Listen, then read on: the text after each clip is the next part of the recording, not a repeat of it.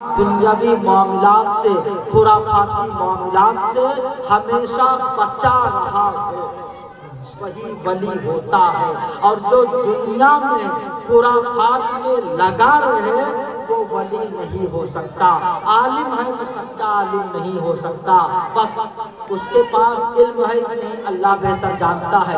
بہرحال جو اپنے علم کے مطابق عمل نہ کرے، یاد رہے کہ وہ شریعت کا راستہ ہمیں اور آپ کو کیا دکھائے گا۔ اب میں حدیث شریف کے تعلق سے کیا بتاؤں،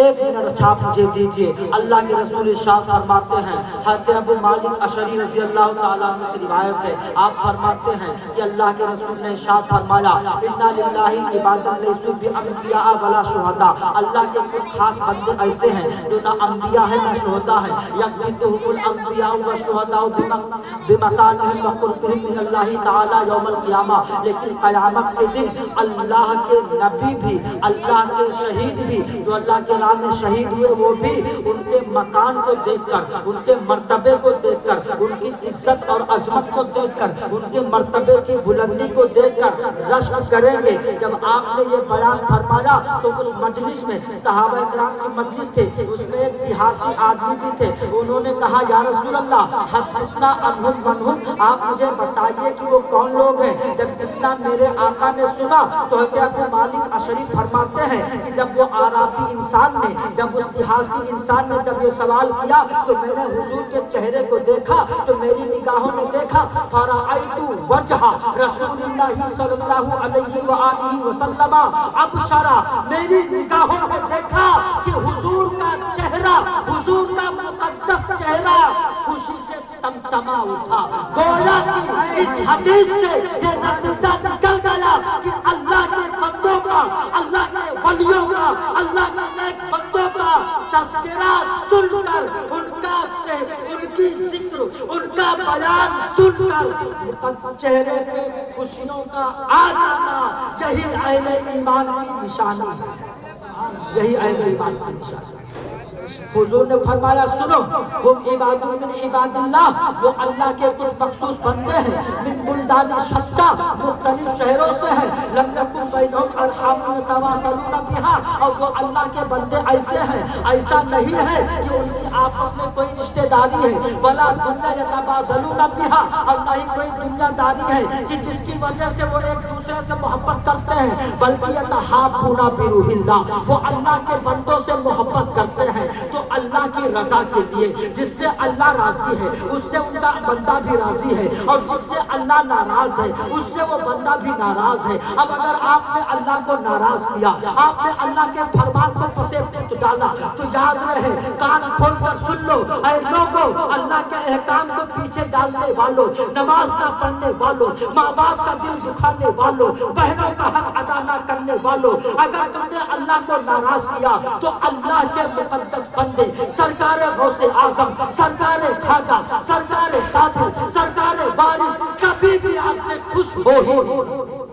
ہم یتحابون بروح اللہ، اللہ کے رسول ارشاد فرماتے ہیں کہ وہ اللہ کے بندے ایسے ہیں کہ وہ ایک دوسرے سے محبت کرتے ہیں تو صرف اللہ کی خوشی کے لیے۔ اللہ کے رسول ارشاد فرماتے ہیں یجعل اللہ وجوہہم نورا، اللہ تعالیٰ قیامت کے دن ان کے چہرے کو نور علی نور کر دے گا، ویجعل لہم منابر من لؤلؤ قدام الرحمن، اللہ تعالیٰ اپنے قرب خاص میں، اپنے مقام، اپنے بارگاہ خاص میں ان کے لیے لولو کا، جواہرات کا، ہیرے اور موتیوں کا منبر لگائے گا، جس پر وہ بیٹھیں گے۔ حال یہ ہوگا یبزأ الناس، سارے لوگ قیامت کے میدان میں قیامت کی سختی سے گھبرائے ہوں گے، سارے لوگ قیامت کے میدان میں ڈر رہے ہوں گے، اللہ کے قہاری کے سامنے، اللہ کے جباری کے سامنے سارے لوگ ڈر رہے ہوں گے، لیکن حضور ارشاد فرماتے ہیں ولا یحزن، یفزع الناس، تمام لوگ ڈر رہے ہوں گے،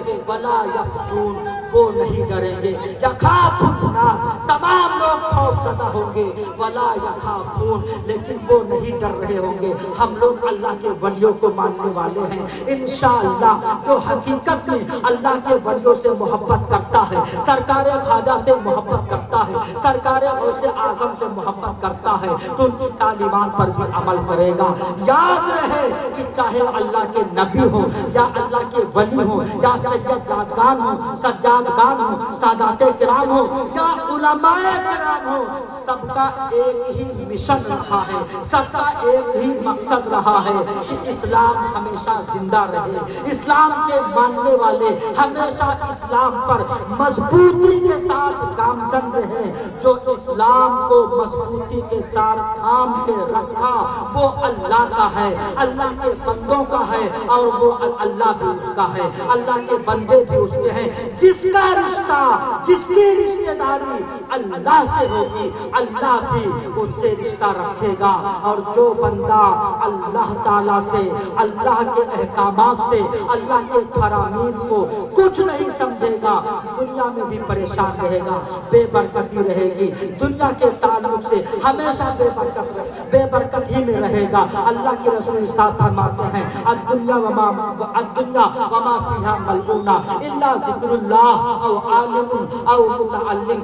دنیا اور دنیا کی جو بھی چیزیں ہیں، ساری کی ساری چیزیں لعنتی ہیں، ساری کی ساری چیزیں ملامت زدہ ہیں. لیکن ہاں اللہ کا ذکر وما والاہ، اور جو چیز اللہ سے قریب کر دے، یا عالم یا علم دین سیکھنے والا، یہ لوگ لعنتی نہیں، یہ لوگ ملامت زدہ نہیں. یاد رہے بقدر ضرورت دنیا حاصل کریں، لیکن ضرورت سے زیادہ پلاٹ خریدنے کے چکر میں اگر آپ پڑیں گے، اگر آپ کے دماغ میں پلاٹ خریدنا ہے، اگر آپ کے دماغ میں صرف دنیا بسی ہوئی ہے، تو آپ سمجھ لیجئے کہ آپ خسارے میں ہیں، آپ گھاٹے میں ہیں. سرکار غوث اعظم کے حقیقی ماننے والے نہیں. اللہ تعالیٰ ہم سب کو سرکار غوث اعظم کا مقدس صدقہ عطا فرمائے. آپ سب کو صحت و تندرستی والی لمبی زندگی عطا فرمائے. ہمارے تمام علماء اہل سنت کو، مساجد اہل سنت، مقابر اہل سنت اور تمام عوام اہل سنت کو، بالخصوص ہمارے اجمیری چاچا کو اللہ تعالیٰ تمام آفتوں سے،